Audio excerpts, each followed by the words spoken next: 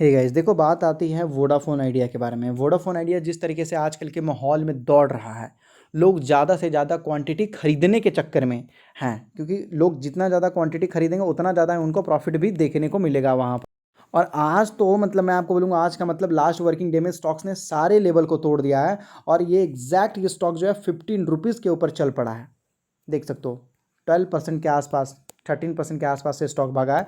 और पिछले एक महीने में इसने 46% का रिटर्न दिया है, मतलब आराम से 46 से 50% के आसपास तो इसने रिटर्न दे ही दिया है। और बहुत स्टेबल वे में चल रहा है। देखो बहुत स्टेबल वे में, ऐसा नहीं कि मतलब पहले क्या होता था 20% के सर्किट एक ही दिन में है कि नहीं, दूसरा दिन में 20% का सर्किट, तीसरा दिन 10% का सर्किट, ऐसा दौड़ता था पहले अगर देखोगे तो बहुत सारे लोगों का मानना है क्या ये स्टॉक बहुत जल्द 50 रुपये तक भी चला जाएगा।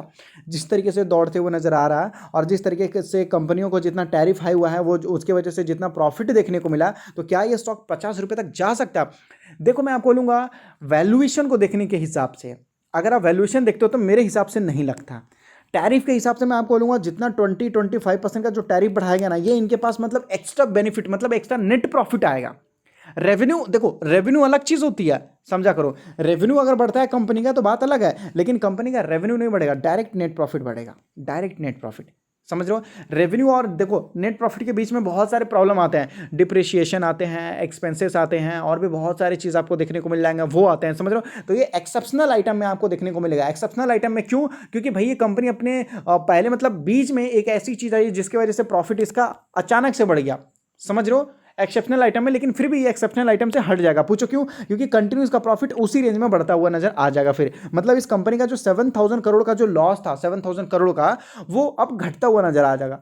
नेक्स्ट क्वार्टर में आपको इसका जो क्या बोलते हैं रिजल्ट है, वो घटता हुआ नजर आएगा, और इस कंपनी को थोड़ा बहुत प्रॉफिट भी देखने को मिलेगा पहली बार। मतलब मैं आपको बोल रहा हूँ, साल 2 साल 5 साल हो चुके हैं, लेकिन कंपनी ने अभी तक प्रॉफिट नहीं किया। आप समझ रहे हो ना मैं क्या बोल रहा हूँ? पॉइंट को नोटिस किया करो, बस उतना ही।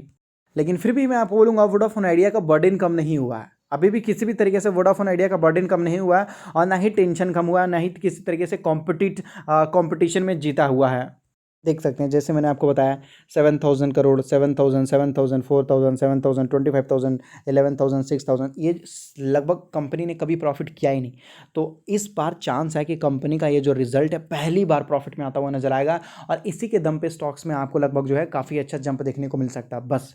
और उसके बाद जैसे जैसे मैं आपको बोलूँगा, कंपनी के जो ये है, जो मैं आपको बताया डेट वगैरह है, डेट वगैरह का जो बर्डन बढ़ता जाएगा, जिसकी वजह से कंपनी के शेयर का प्राइस में भी आपको गिरावट देखने को मिल सकती है।